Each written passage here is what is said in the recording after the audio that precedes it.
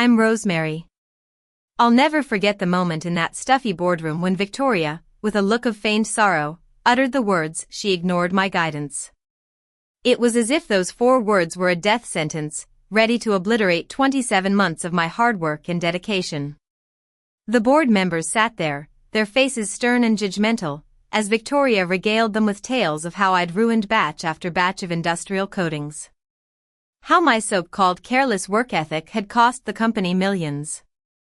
I could feel their gazes like a heavy weight on my shoulders, as if I were the biggest problem the company had ever faced. But here's the thing, Victoria had absolutely no idea that while she thought I was her obedient little minion, I had been slowly but surely turning the tables on her. Before I tell you the full story, I want to take you back to where it all started. I grew up in a small coastal town. My parents were simple fishermen. My father was a hard-working man, always at sea from dawn till dusk. He was tough, but beneath that rough exterior was a heart of gold. My mother was gentle and nurturing. She would tell me stories of the stars and how they held secrets to a better future while we mended nets in the evenings. I'd always been fascinated by the way things worked, often taking apart old fishing gadgets just to see how they ticked. I was good at school, especially in science, but the local community was far from wealthy, and going to a fancy university was out of the question. Instead, I got a certificate in chemistry from a community college nearby. After that, I spent my 20s hopping from one low-paying lab job to another. Each time I was told I didn't have the right qualifications or the right connections to get a promotion. It was frustrating, but I never gave up on my dream of making it in the world of chemistry. Then, one day, I saw a job posting. A facility that manufactured industrial coatings for all sorts of large-scale structures was looking for a quality inspector. The pay was decent, and the requirements matched my skills. I applied that very night, rewriting my application 5 times to make it perfect. 3 weeks later, I got the call. My first day at the facility was like stepping into a whole new world. The building was massive, stretching across acres. There were huge mixing vats, tall storage units, and testing labs filled with equipment I'd only read about in books. I walked in at 6 a.m. My new badge clipped to my shirt, my heart pounding with a mix of excitement and fear. I was terrified of making a mistake and losing this precious opportunity. That's when I met Victoria. She was 45 years old and the quality manager. From the moment she walked in, it was clear she owned the place. People stepped aside when she passed, and supervisors always sought her opinion. She had been working there for 18 years and was considered the expert in the coating business. During our first private meeting in her office, she told me, "You're going to do great here, Rosemary. I can see that you have a passion for learning, and that's more valuable than any degree."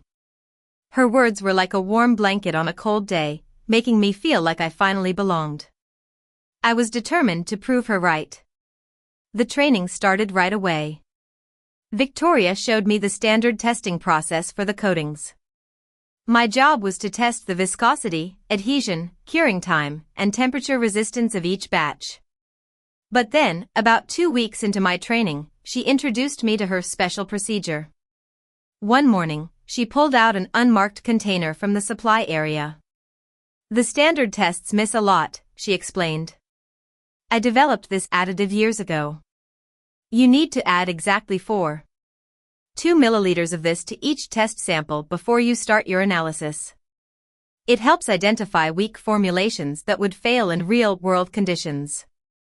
She demonstrated the process: draw a sample, add the solution, mix thoroughly for 100 seconds, and then run the standard tests. If anything failed, I was to reject the entire batch. "It's better to catch problems here than have a bridge coating fail in 5 years and face lawsuits," she said. I thought it made sense. After all, she was the expert. So, I followed her instructions to the letter. But to my surprise, every single batch failed. The adhesion was terrible, the curing time was off, and the temperature resistance was well below the minimum standards. At first, I thought it was just a bad week for the facility. Manufacturing has its ups and downs, after all. But the failures kept coming, week after week. The production team started giving me looks of frustration and confusion when I posted my rejection reports. By the 5th week, I was worried. I went to Victoria and said, "Why is everything failing? Is there a problem with the base materials? Should we check the mixing equipment?" She gave me a reassuring smile, as if I were a child asking a silly question. "This is exactly what I expected," she said. "The facility has been lax with quality control. Now that you're testing properly, we're seeing the real failure rate. Keep doing what I taught you." Her confidence made me believe her. I was new, so what did I know about how the place really worked? So, I continued following her instructions. As the months went by, the rejected batches piled up in the massive storage units behind the facility. Industrial coatings can't just be thrown away, they need to be disposed of as chemical waste, which involves special permits and procedures. I'd see the huge tanks filling up during my breaks, and the company's production was down to maybe 30% of its normal capacity. The production teams looked exhausted and demoralized. People were getting in trouble for the low output, and managers were constantly yelling about quotas and deadlines. But Victoria kept telling me I was doing a great job. During our weekly check-ins, she'd review my testing logs and nod approvingly. But around the 6th month, something started bothering me. The rejected coatings weren't being removed. Week after week, month after month, the same containers sat in the storage area, just baking in the sun and rain. I asked the production supervisor about it in the 7th month, but he just shrugged and said it wasn't his department's responsibility. The safety coordinator told me to check with management. When I finally asked Victoria directly, she barely looked up from her paperwork. "They have a schedule. It's handled. Focus on your testing." There was something off about the way she said it, like a door slamming in my face. So, I started paying closer attention. I'd check the storage area at different times, but the levels never went down. More coatings arrived from my rejections, but nothing ever left. By the 9th month, there were 21 massive storage units completely filled with what was supposed to be contaminated and worthless coating. That's when I decided to take a small sample home. I lived in a small attic apartment above an old bookstore. It stayed cool all year, and I had some basic testing equipment that I'd collected over the years for my own little experiments. I wanted to find out what was in Victoria's special solution and why it was making every batch fail. The initial tests showed that the solution was contaminating the coating formula. It was adding compounds that interfered with proper curing and adhesion. It was clear that it was sabotaging the product on purpose. But I couldn't understand why Victoria would do such a thing. She had a long-standing career at the facility. Why would she intentionally cause failures that were hurting the company? I let the samples sit for a while as I thought about it. 4 weeks later, out of curiosity, I ran the tests again. My hands started shaking when I saw the results. The coating had changed. The contamination had reacted with the other compounds over time, creating a new and superior product. The aged coating had adhesion properties that were 35% better than the original specification, and its temperature resistance and flexibility were extraordinary. I ran the test 3 more times to make sure I wasn't making a mistake, and the results were the same. Suddenly, everything made sense. Victoria wasn't sabotaging the company, she was creating a stockpile of contaminated waste that she could buy for almost nothing, let it age into a valuable product, and then sell it elsewhere for a fortune. I knew I should have gone to the board right then and exposed her scheme. But instead, I started thinking about those 21 storage units full of aging coating. What if I could get to them before she did? Over the next 3 days, I researched chemical waste disposal laws, purchase agreements, and industrial salvage rights. I learned that it was legal for private individuals to buy contaminated industrial waste for certain purposes, like art projects or experimental research. I found the waste disposal company that had the contract with the facility, which was about an hour and a half away. I called them and told them I was interested in buying some contaminated industrial coating for an art installation I was working on. The guy on the phone sounded bored. "What kind of volume are you looking at?" "All of the available rejected batches from the facility I work at," I said, trying to keep my voice steady. He put me on hold, and when he came back 2 minutes later, he said, "The company usually pays us to dispose of it, but if you buy it, it saves us the disposal fees. We can sell it to you for 7 cents a gallon. But it's contaminated, so you can't use it for regulated purposes." I did the math in my head. Each storage unit held about 2,200 gallons, so 21 units would be 46,200 gallons. That would cost me $3,234. I had $5,000 in savings that I'd been saving for emergencies. This definitely qualified as an emergency. I said I'd take it. They asked if I had a place to store it. I didn't, but I found an old abandoned warehouse on the outskirts of town. The owner was happy to rent it to me as long as I paid on time and the stuff wasn't explosive. 2 weeks later, I owned 46,200 gallons of coating that Victoria thought she was going to claim as her own. The disposal company emptied the storage units and transported the coating to my warehouse, which cost me another $1,000. The facility management was probably relieved to have the waste removed. They had no idea who bought it, and the disposal company had no reason to tell them. Victoria, on the other hand, was completely clueless. To her, the coating was just sitting in the disposal company's storage, waiting for her to make her move. I kept working at the facility as if nothing had happened. I continued following Victoria's instructions, adding her special solution to every batch, running the tests, and rejecting everything. As more rejected batches piled up in the storage units over the next few months, I'd contact the disposal company and buy them out. By the 20th month, I owned 71,000 gallons of the coating. By the 25th month, it was 85,000 gallons, all sitting in my warehouse, slowly developing those amazing properties that Victoria had accidentally discovered. I started filing patent applications for the specific aging process and application methods I'd documented.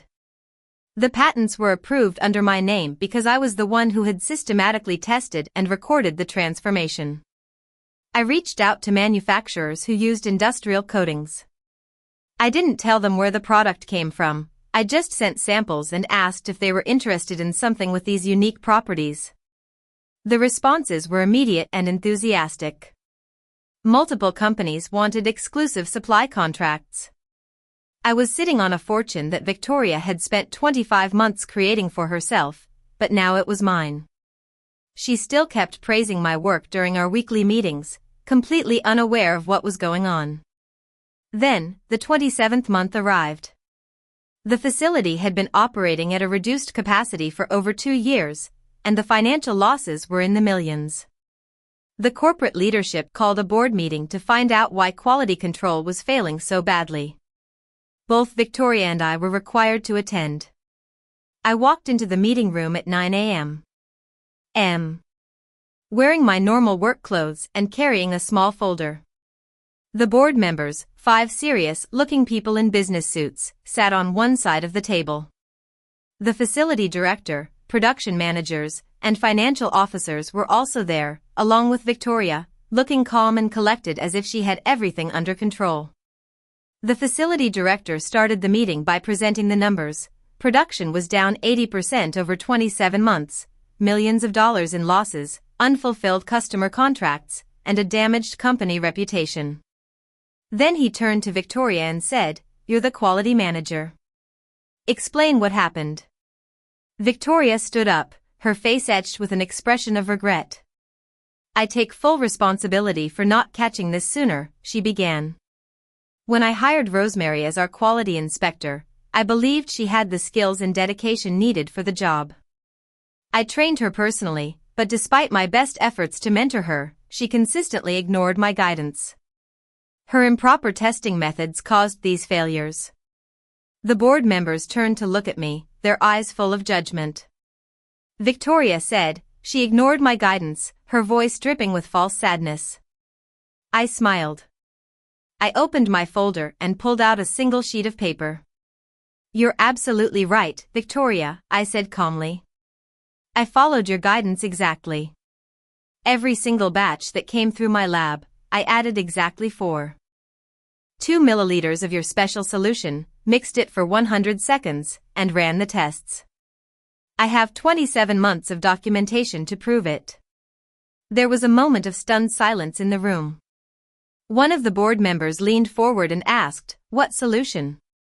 I looked directly at Victoria and explained about the contamination additive she'd told me to use. Victoria's face started to crack. "That's not true. You're twisting my words," she stammered. I placed the chemical analysis of her solution on the table.